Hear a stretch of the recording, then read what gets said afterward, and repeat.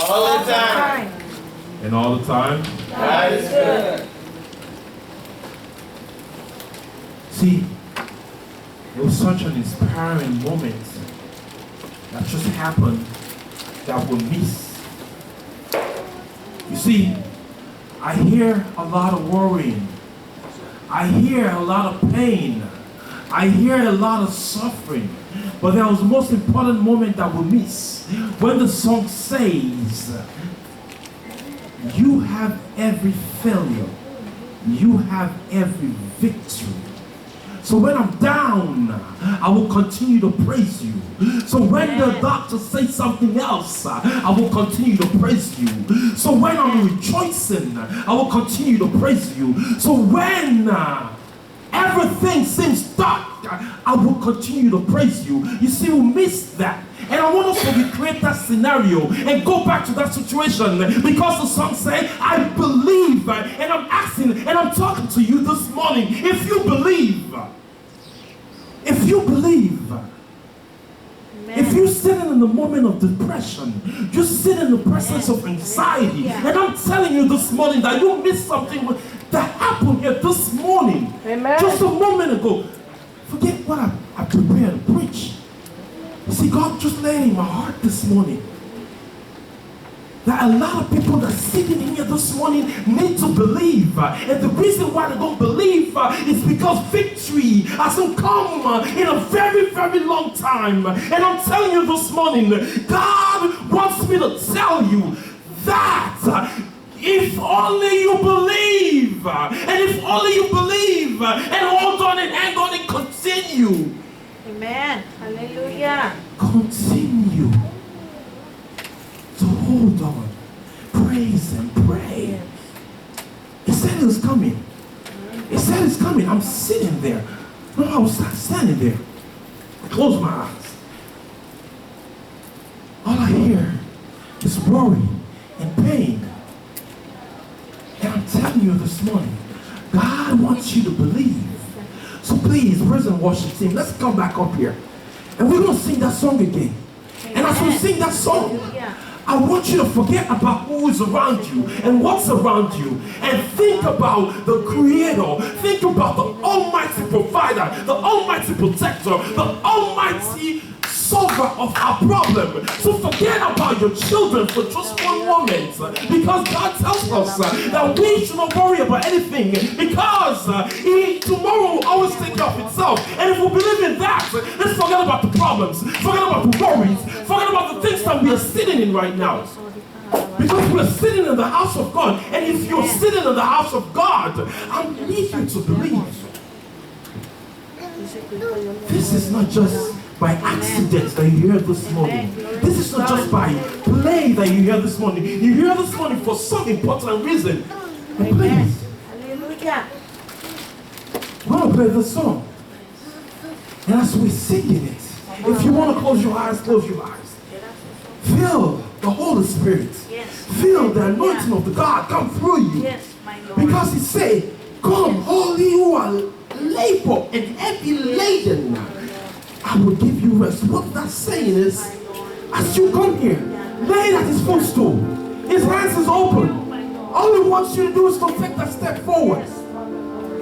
Let's sing this song. I keep fighting voices in my mind that say I'm not enough.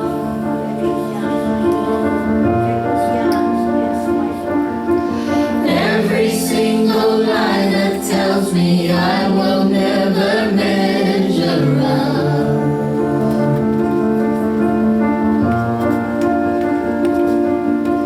Am I more than just the sum of every high and every low?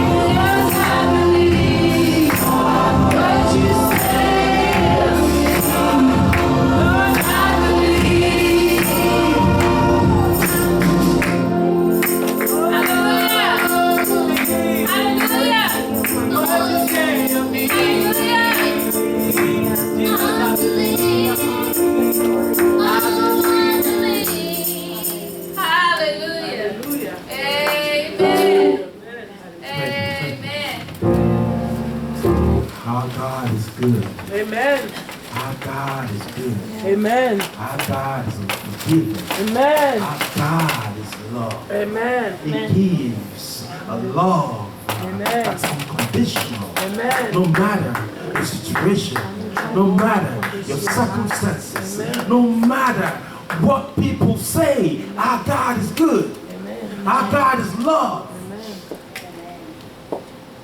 See, sometimes we need to be reminded of that. That our Father loves us no matter what. Because there's been so much hate that we receive from people. We put out hate. But sometimes we need to be reminded that our God is love. And if our God is love, that means his children are loved.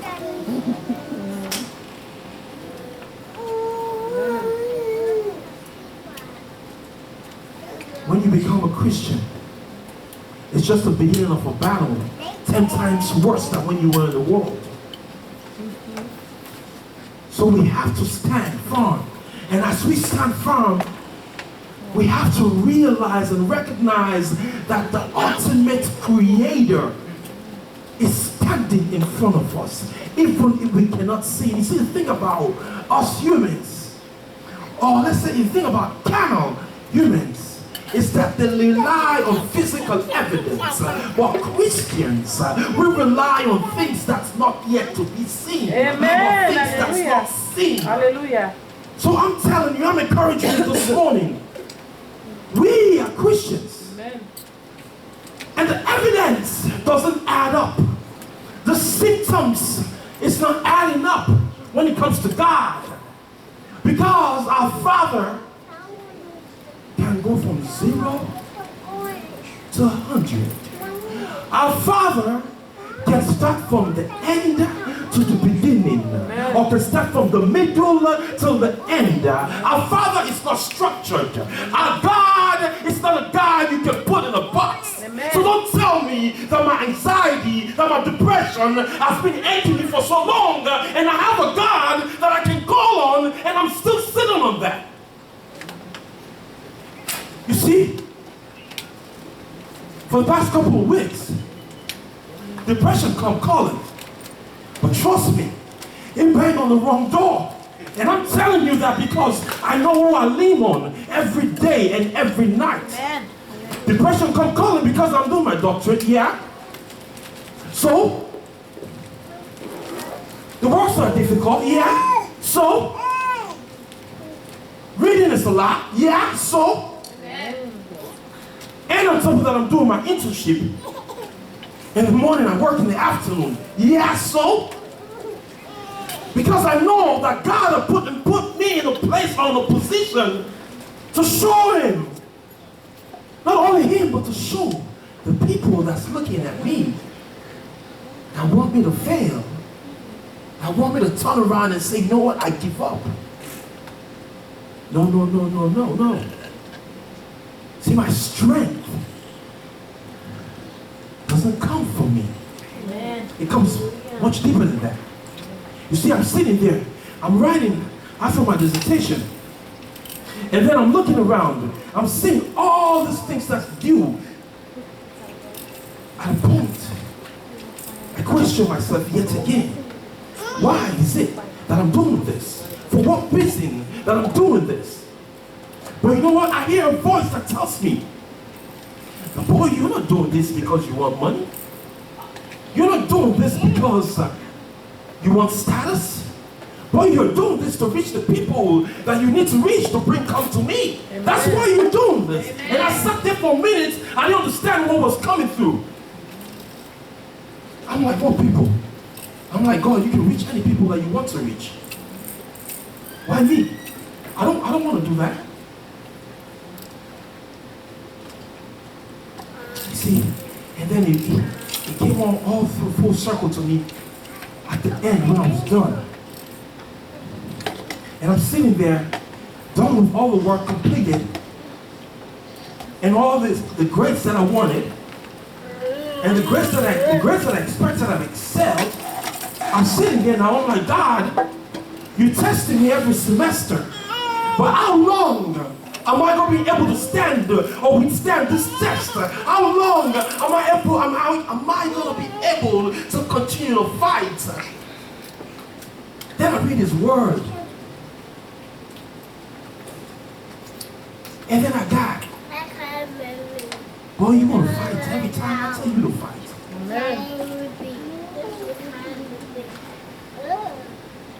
And every time you fight, I'm going to elevate you. I'm going to elevate you. I'm going to pull you from among them. You see, I'm standing here this morning, broken, weary, in pain all over my body. For a second, it didn't dawn on me, I'm going to quit on you guys this morning. Or I'm going to quit on my God. Because He's putting me in a position for me to excel. And for not only for me to excel, take me out of this conversation, but for His Word to excel. Amen. And for His Word to reach people this morning. So I said, God, you know what? I prepared all week. Okay, I'm coming. You see, before I walked through those doors, I was limping. My shoulder was hurting. But as soon as I stepped in, something happened. Something happened. I mean, my wife was carrying the water this morning. I was telling her, I'm like, look, I don't look bad right now. I'm opening the door for you and you're carrying the water. You see, but when I stepped in this door, that pain disappeared. Hallelujah! It's not an accident. Because that's what the devil wants. To say, no, I give up. I want to stay home. I want to play out. No. We have to continue to fight. It's a battle every day. It's a battle. It's a battle. It's a war. We have to fight. But we don't fight with the weapon of this world. We don't fight with the things of this world. We fight with the thing that He has given us. And this things that every time we read it, it's so powerful that the next, and the next, and the next. You see, this is not the word I wanted to share this morning, but I think God said it again. And God is telling me, your people need to believe. Your people need to believe. And I'm telling you this morning, it's not me. This is not coming from me. God is saying, somebody in you needs to believe. Amen. God said, it's been paying so much that He just wanting you to hold on. And as you continue to hold on, commit your problems, your thoughts, all unto Him. Amen. Hallelujah. Let us pray. Most gracious and most merciful God. Father Lord, I just want to thank you this morning. Father Lord, let your thoughts be elevated this morning and decrease my thoughts, Father Lord, because it's not about me, Father Lord, it's about you, Lord. Father Lord, touch your people this morning. Speak to them, Father Lord. I thank you, Lord. In Jesus' name I pray. Amen. So the word this morning is coming from 1 Kings 13, 7 through 19. 1 Kings 13, 7 to 19.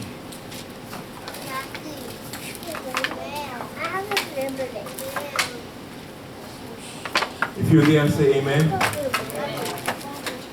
And it reads, it said, then the king said to the man of God, come home with me and refresh yourself. I will give you a reward. But the man of God said to the king, if you were to give me half of your house, I will not go with you. Nor would I eat bread, nor would I drink water in your place, in this place. For so it was commanded by me, it was commanded by the word of God, saying, you shall not eat bread, nor drink water, nor return by the same way you came. So he went another way, and did not return the same way he came to Bethel. Now an old prophet dwelt in Bethlehem, and his son came and told him all the works that this man of God had done, and that the day in Bethel. They also told their father the word which had spoken to the king. And their father said to them, which way did he go? For his son, and he seen away the man and went. Then he said to his son, saddle the donkey for me. So they saddled the donkey for him, and he rode on it. And went after the man of God, and found him sitting on the oak. Then he said to him, are you the man of God who came from Judah? And he said, I am. Then he said to the man, come home with me and eat bread. And the man said, I cannot return with you, nor go with you. Neither can I eat bread nor drink water with you in this place. For I have been told by the word of the Lord, you shall not eat bread nor drink water there, nor return by going the way you came. He said to him, I too am a prophet. Now this is the most important part. Listen up. He said, verse 18, I too, I am a prophet, as you are. And the angel spoke to me by the word of the Lord, saying, bring him back with you to your house, that he may eat bread and drink water. But he lied to him. So he went back with him, and he ate bread in his house and drank water. You see, let me catch you guys up to where we're at now. You see, Israel was a big city. Solomon was the king at the time. So Solomon passed, and Rehoboam, his son, took charge. So Israel was so big that the people were coming from the other part of Israel, coming to Jerusalem just to worship and just to do things. So the people were complaining that, you know what? It's hard. Why we have to come here all the time? And a man that works under Solomon by his name of Jeroboam. Are you following me? See, Jeroboam heard the cry of these people. So he went to the north with these people. And he was crowned king. So Jeroboam became king. And I'm talking about this is a division of God's people. That's the first time the children of Israel broke up. To the south, you have Judah. The king was Rehoboam.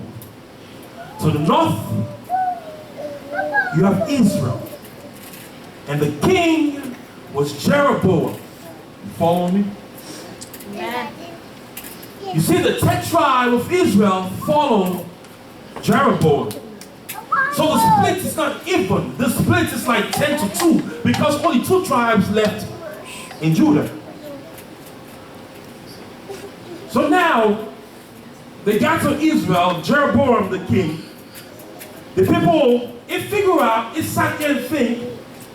I know those people are going to complain about going to worship in Jerusalem, which is a long way for them. And I don't want my people going to Jerusalem because eventually I will lose my people.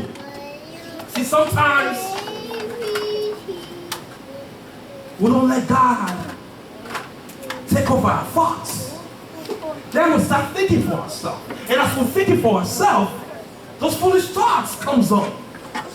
You see, God was with Jeroboam because Jeroboam was given a promise that he should be like David. See, Rehoboam is a lineage of David because that's David is his grandfather. But God said, no, Jeroboam should be like David. He warned him, I want you to be like David. See, David was the bar. And he wanted Jeroboam to aspire to that bar. But Jeroboam will sit down and thought about a plan about his people going all the way north of Israel to south of Jerusalem to worship. So he said, no. I'm going to build 2 golden calves. And these golden calves, I'm going to put them up. That way my people can worship these 2 golden calves. Mistake number 1. Mistake number 1. Because sometimes our golden calves can be money. Sometimes our golden calves can be our job. Mistake number 1 for Jeroboam. Build the golden calf. His people started worshiping them. Worshiping the golden calf. It destroyed the whole culture of the Jews. It started ordaining priests. Now, mistake number 2. So the ordination of priests was only done by God. Now, if a man take charge and start ordaining by himself, you're going ahead of God.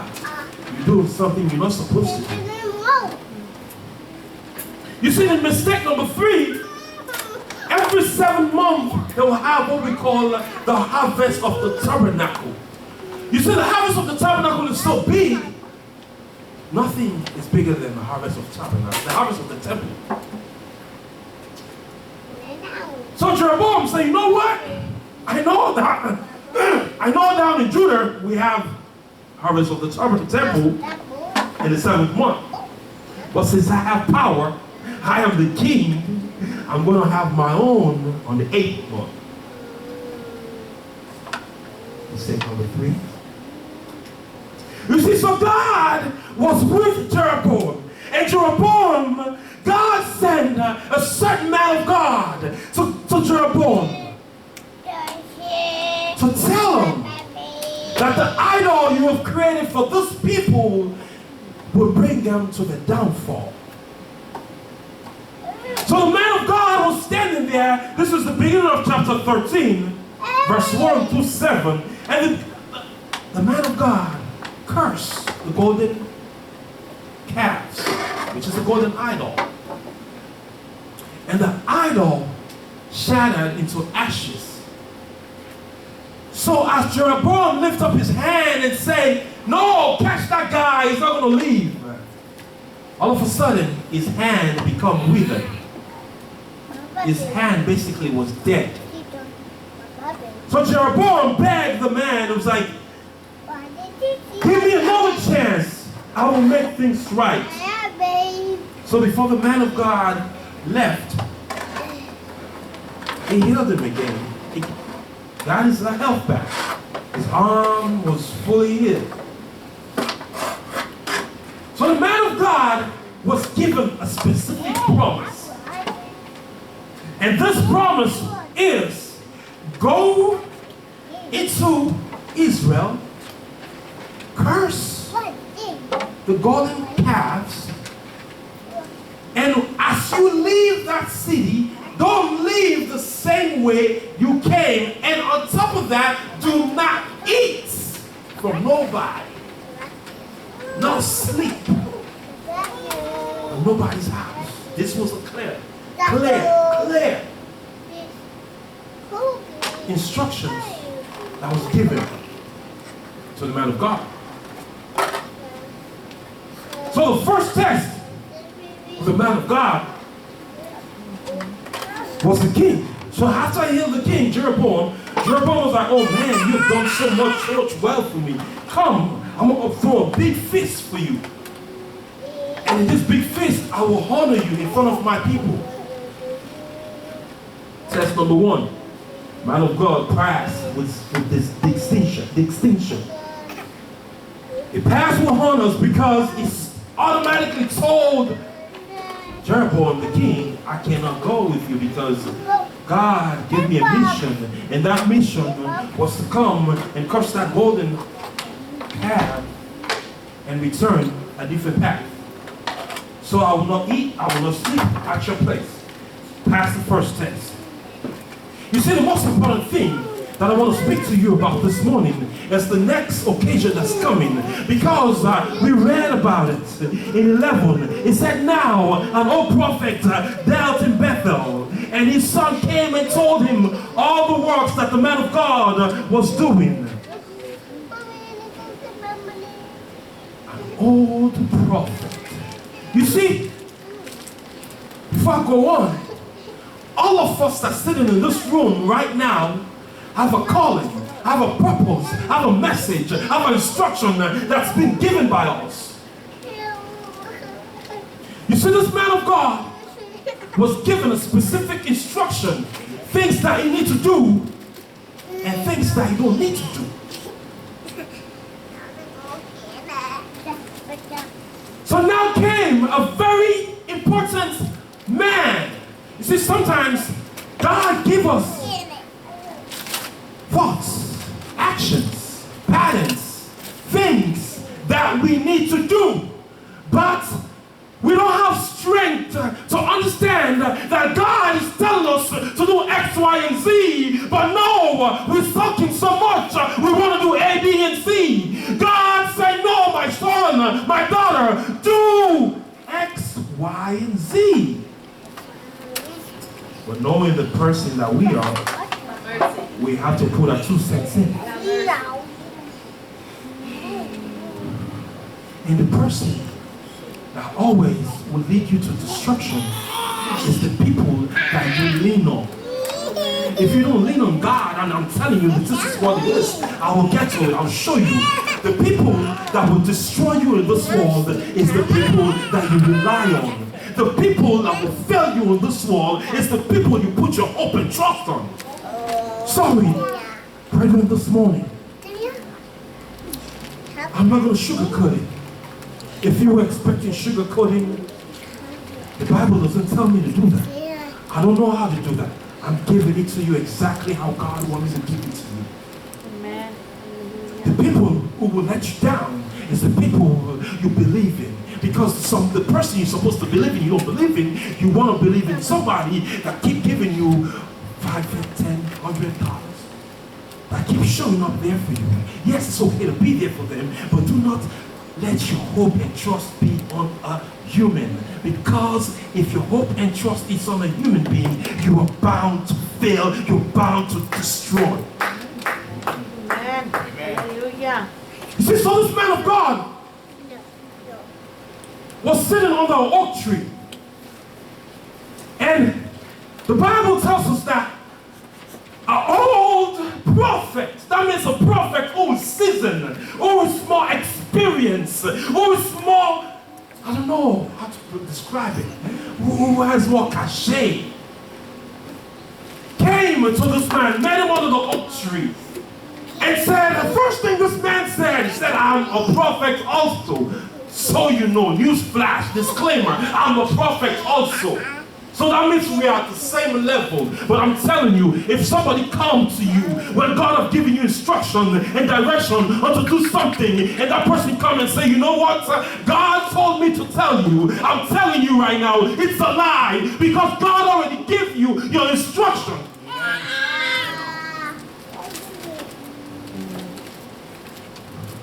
The prophet came from Bethel to the man of God under an oak tree. And he said, I'm a prophet as you. And he asked him the first question. He said, come to me, to my house, and let's eat and drink. And the man of God was like, my instruction is to come into one side of the city and leave from the other, and do not eat, do not sleep in nobody's house. He held his grounds. He held his grounds. But guess what? When you held your grounds the first time, and I'm going to tell you, the devil is going to come with another scenario, another way to get you, because he knows where your weakness is. But we can only cover our weakness by the word of God. By the word of God, nothing else. By believing and sticking and holding our grounds. You see, so the prophet took this to another level. It said, since I'm a prophet, and also I get a message from the angel of God telling me that you should come with me. This is when our downfall comes, because if we're not soaked in his word, if we're not soaked with his word, I'm telling you, we are bound to fail. Because in those moments, he said, before this happened, he said that in Deuteronomy 5, he said, false prophets will rise up in my name. False prophet will rise up in my name. Fast forward to 1 Kings. This prophet came. He told a man of God, but as we as human, somebody who's more experienced, who's more knowledgeable, who has more cachet than us, we should listen to. It's the right thing to do. But I'm telling you, God is saying here, no, that's not the right thing to do. God is saying, I need you to follow me, and me only. Because the moment you decided to follow something else, you're bound to fail. It was given special instruction.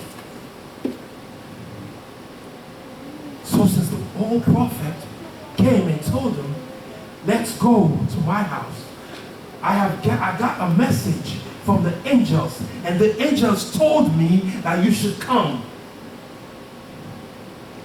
Are you ready for your battle?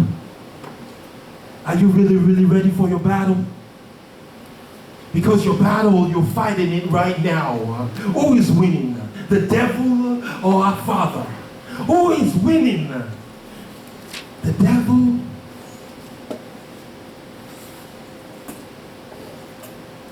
or should wait and listen and focus on the instruction rather than destruction. But we want the answer so fast, we don't care what the destruction do to us. We don't care about what the instruction that was given to us. We want it now. So as we want it now, we bound to face destruction. Because when you follow Christ, there is a gift, there is a prize, there is a present, there is something waiting for you on the other side. This is not even something that somebody told me. This is something I read from the Bible, and this is something I've been seeing in my life. I'm going to tell you, who can tell a boy that came from a little country in western side of Africa and standing here right now in front of you and giving you this message? I'm telling you, if I'm standing here right now, it's because God put me here. So no matter what the situation is, no matter where you're at, no matter what time it is, don't worry about all that. Like Sister Lena said, I love that. You see, this is man's time we carry around. Can you see God's time? see it. We can't see God's time. So all we have to do is be patient. I love that. I'm going to keep that. I'm going to write that down because that's very important. We need stuff like that. We carry man's time all around because we want to know exactly what time it is at all times. But since we don't see God's time, we continue to do these things, make these decisions that we don't care about God's time. We care about man's time because we do all those things on man's time. But what are we doing for God's time? The time that we cannot see, the time that we cannot even wait 1 second, 1 minute for. Because God's saying, hold on, my son, I told you, go to that city, live the different way, do not eat, do not sleep. I got you. But no. He said no 3 times. But the 4th time, because Satan is relentless. Satan is not going to give up. 3 is not enough for him. So it comes the 4th time. And the 4th time he say, it goes from God. He say, no, I know the God, the angels told me that you should come and eat. But that song again said, I believe. Do we really believe? Do we really believe to hold on to wait? To sit in that discomfort? You see, I study psychology. I think I know a little bit. Because the most thing psychology tells you is to learn how to sit in that discomfort and be comfortable. But I'm telling you, this is what God has been saying many years ago. Man just turned it into something else. But God is saying, I want you to sit in that discomfort. And as you sit in that discomfort, don't worry about the mess around you. Don't even look at the mess. Why are you worrying about the mess? What is this? It says, lift your head up, son. Look at me. Look at me. Don't worry about what's down. Why are you worrying about what's down? When I said lift up, lift your head up, my child. Lift your head up. But no. We have to look down because we're not comfortable where we're standing. Because there's pain here, there's suffering here, there's everything chaotic around me. Why, God? Why? But God says, son, don't worry about that. That's easy stuff. Say, whatever. I've done everything. I'm the conqueror. Amen. Hallelujah. But guess what? We don't want to wait for God's time. We're man's time. And man's time say, you know what? I want it yesterday. I want it yesterday. I cannot wait. So Satan will come 4th time. You see, if the first time you succeed, don't think he's not going to come back. The second time you succeed, don't think he's going to come back. That's why I said, when you become a Christian, the battles begin. And because the devil came to kill, steal, and destroy anything that God is trying to do. This man is trying to kill, steal, and destroy. So why would he stop? That's his mission. It's for us to understand that that is mission, that our Father is going to keep us through those situations. He's going to take us through the situations. So the man of God went to the house of the prophet. He ate, he drank, and he slept. Wake up in the next morning, and the voice came to him and said, I warned you. I told you. Before you set your foot on this journey, was not to eat, not to sleep, not to even drink water. Can you believe that? Not to even drink water from that city. So you have defied me. You will die. Not only will you die, you will be killed by an animal, and your body will not make it to where it came from. You see, this is the Old Testament. Since Christ came and died for us, we have infinity chances. We have infinity chances to get back on the right track. You see, the Old Testament, you have one chance, and that's it. But when our Savior sent His Son to die for us, that we can have multiple chances. So if we have multiple chances, that means me and you are sitting here today. We have another chance. Hallelujah. We have another chance. Hallelujah. And if we have another chance, why are we sitting and looking down when our Father say, lift up your eyes unto the hills, because hence cometh my help. Hallelujah. My help cometh from the Lord. It didn't say help come from Brother Joseph. It didn't say help come from Pastor Mel. It didn't say the help come from the paycheck. Why? Christ died for us. We have multiple chances. You see, the thing about God, He don't care about what happened yesterday. He don't. He doesn't. You see, He mercies are new every day. So we have another chance. We have another page. Because if we come and kneel and ask for forgiveness and ask for repentance, it's white clean slate. Hallelujah. Thank you. It's white clean slate. And if it's white clean slate, why would we dirty it again? It said, though your sins are is red as crimson, I will make them whiter than snow. Hallelujah. I'm going to end with this. You see, at my job, we received the news yesterday. A very young lady, she's about 36 years old, a nurse, passed away. And I'm going to tell you this. When I meet this lady, she'll live and work and walk right and do the right thing. She eat right. She was a vegetarian. She checked all the boxes for the things of this world. Now, I don't know if she checked all the boxes for the things of God. I don't know. That's not my position. But what I'm saying is, she passed at 36 with CHF, congestive heart failure.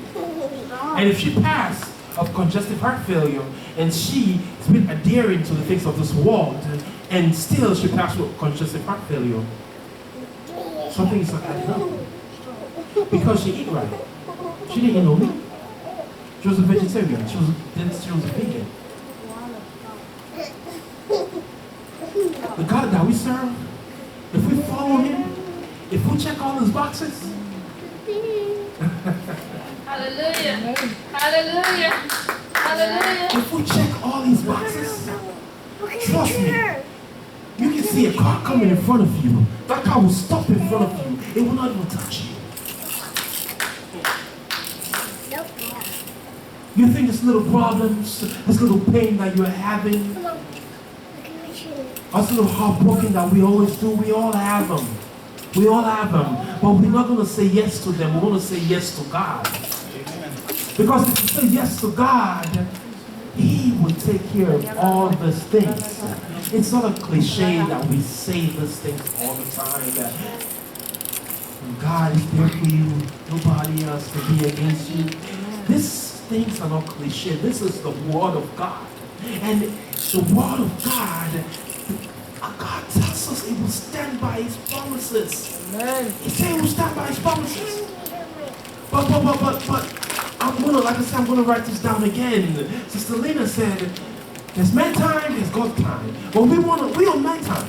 What time are you gonna be on man time or God time? God time. Amen. And we're in God's time.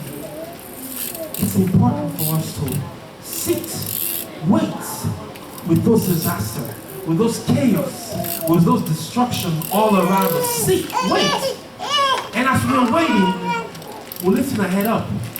Because the moment we even bring our head down, that means we see the other people around us. That means the other people around us affect the way we think, affect the way we do things. But if we keep our head up high, the only thing we see is the sky. And if we look at the sky, we're not looking at the man next to us, we're not looking at the man right to us. We're doing what God wants us to do. So I end with this today. If you have come here with pain, with heartache, with broken hearts, I'm telling you, God has let us know that His promises are yes and amen. And if you lay at His footstool, not only the promises yes and amen, it will fulfill those promises for you. Amen.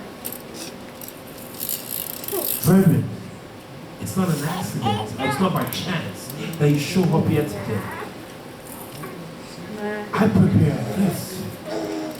God talked to me about something else. And sometimes I go home, my wife will be like, oh, you don't talk about this thing, that thing, that thing. I'm like, I don't even know.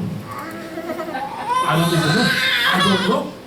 Because God delivers message. And if He delivers message to you guys, I'm happy with that. And I'm happy because not only is He reaching to every one of us here, but also He's telling us that we can be one and lift each other up in His name. And if we do that, we are bound to succeed. Amen. Let us pray. Most gracious and most merciful Father, Lord, I just want to thank you. I give you praise, honor, and adoration, Lord. Father, Lord, as you say your word is sharper than a two-edged sword. Father, let it leave an imprint in their hearts, Lord. Bless, touch, guide, protect as they go, Father, Lord. Father, Lord, they will not be the head, they will not be the tail, but Father, they will be the head. They will be the cornerstone that the builder rejected. There will be that rock, Father Lord, that we stand on, Father Lord. As they go, be with them, guide and protect them, Lord. In Jesus' mighty name, I pray. Amen. I'm moving ahead. I'm here to declare. Oh, my son is just going out. Amen. Amen. Amen. Amen.